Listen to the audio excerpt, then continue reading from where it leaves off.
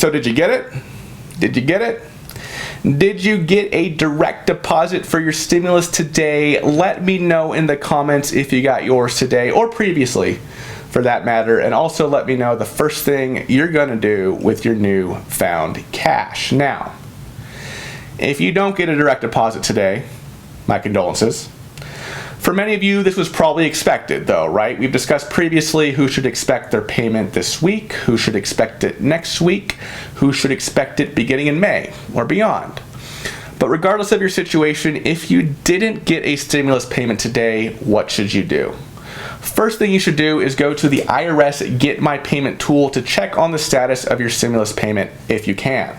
I say if you can because I really wanted to do a walkthrough of this tool for you all this morning, but the IRS wouldn't let me. I got an error. They said it's because the information didn't match the information they have on file, or I've already tried to access the tool too many times, neither of which was true. So I suspect what's really going on is the IRS can't handle the volume it's experiencing right now. But let's recap the IRS Get My Payment tool just for good measure so we're all on the same page. First of all, what does this tool do? This tool has two purposes. The first purpose is to check the status of your stimulus payment. You can also see if you should be expecting a paper check or a direct deposit. Everyone can use this tool for that purpose. Okay. Now, the second purpose is to provide the IRS with your direct deposit information if they don't already have it. However, only a very limited group of people can actually submit their direct deposit information to the IRS using the Get My Payment tool. Which group is that? Those who have already filed their 2019 tax return who did not receive a direct deposit refund. Okay? Now I'm going to walk through this all, right? What are the scenarios here? I'm going to walk you through the IRS website as we go. So that first group of people, as I mentioned, you filed your 2019 tax return and you did not receive a direct deposit refund. This means that you received your refund via paper check or you did not receive a refund at all, i.e. you owed the IRS or you had no balance due or refund, right? Either way, your direct deposit information was not on line 21 of your 2019 Form 1040. So if your direct deposit information was not on line 21 of your 2019 Form 1040, you can use the IRS Get My Payment tool to provide the IRS your direct deposit information. Congratulations. However, based on the IRS Get My Payment tool website, it doesn't look like anybody else can use this tool to give the IRS their direct deposit information. And frankly, I'm a little disappointed in that. I'm disappointed in this tool because it didn't work for me this morning when I wanted to do the walkthrough, and I'm also disappointed in it because there's a ton of people out there who would love to give the IRS their direct deposit information, but the IRS isn't letting them. Okay. Now just to reiterate, everyone can use this tool to check the status of your payment, your stimulus payment, okay? But other than those who already filed their 2019 tax return and did not receive a direct deposit refund, it doesn't appear that anyone else can use this tool to update their direct deposit information, and I'll tell you why right now.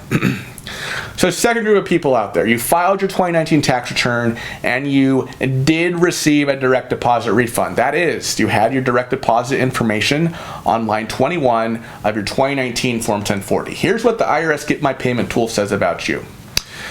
2019 filers, we will send your payment using the information you provided with your 2019 tax return. You will not be able to change it.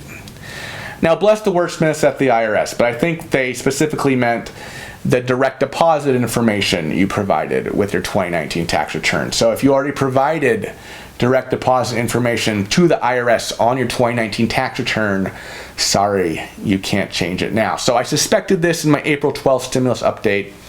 Basically, if you already filed your 2019 tax return and there's direct deposit information on it, you cannot use this tool to give the IRS new direct deposit information. Now, I know we're only 3.5 months into 2020, but it's possible that some of you out there filed your 2019 tax return in 2020, received your refund via direct deposit, and you have now closed that bank account. What happens? IRS has not clarified. But But I strongly suspect that the protocol here will be the same as if this was a refund, right? So my thinking is, look, the payment is going to be tried to be deposited to this account. It's not going to work. Going to go back to the IRS. IRS will issue a paper check, which could take a while. So, third group of people out there right now, those who have filed their 2018 tax return but not your 2019 tax return. Basically, this group, the only way to give the IRS updated information is to file a 2019 tax return. So basically, if this is you, you have not yet filed your 2019 tax return, you have filed your 2018. If you don't file your 2019 tax return before the IRS starts processing your stimulus, the IRS is simply going to use the information on your 2018 tax return to send you your stimulus payment.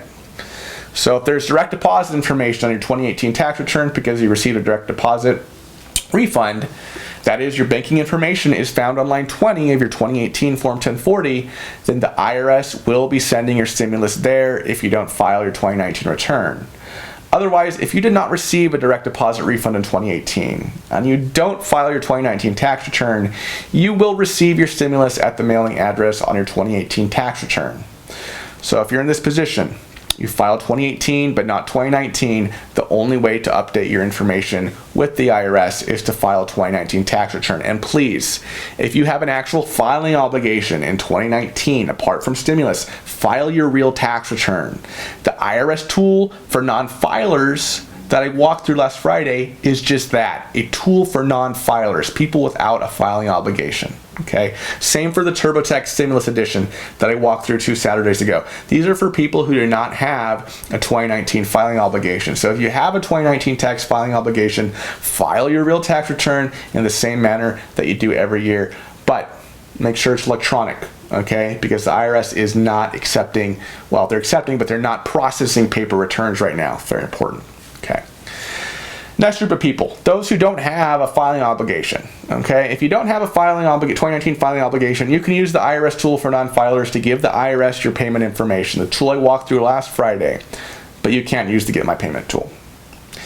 And you know, all this, especially with respect to the 2018 filers, this is actually slightly different than the Treasury press release, because the Treasury press release says the free app allows taxpayers who filed their tax return in 2018 or 2019 but did not provide their banking information on either return to submit direct deposit information.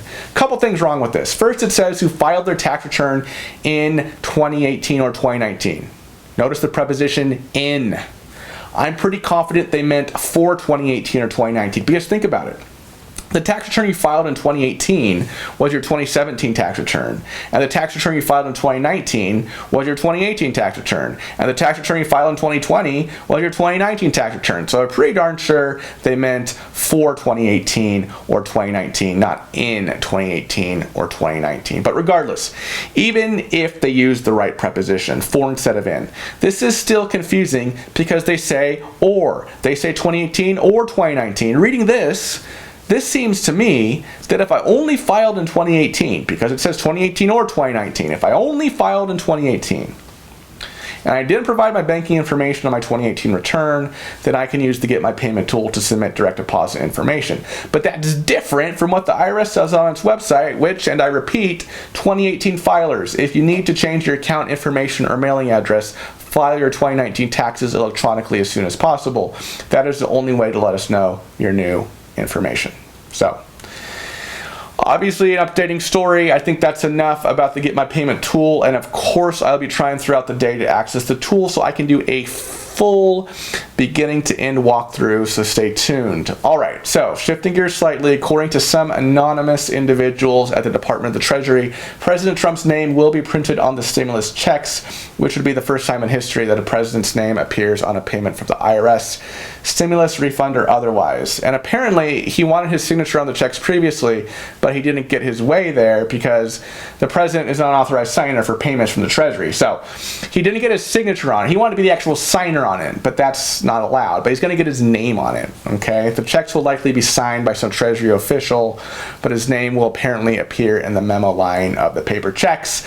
Some IRS officials are saying that this will slow down the process, but some other people at Treasury said it won't slow down the process at all. So And of course, Pelosi doesn't like this at all. She said the payment should go out as quickly as possible without waiting for a fancy Dan letter from the president. Now, speaking of Pelosi, let's talk about Pelosi's letter yesterday.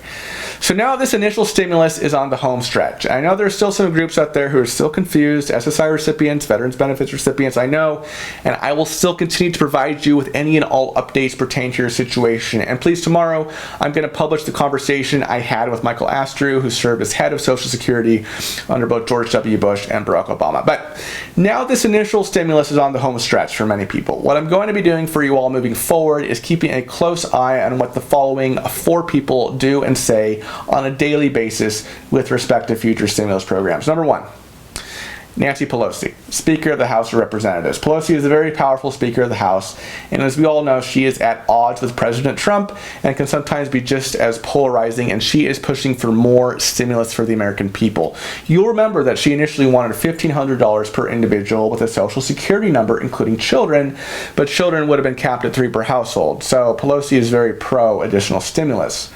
Also keeping an eye on Kevin McCarthy, the House Minority Leader. The Republicans are the minority party in the House of Representatives, and they elected McCarthy as their leader. That's why he's called the House Minority Leader, if you don't know.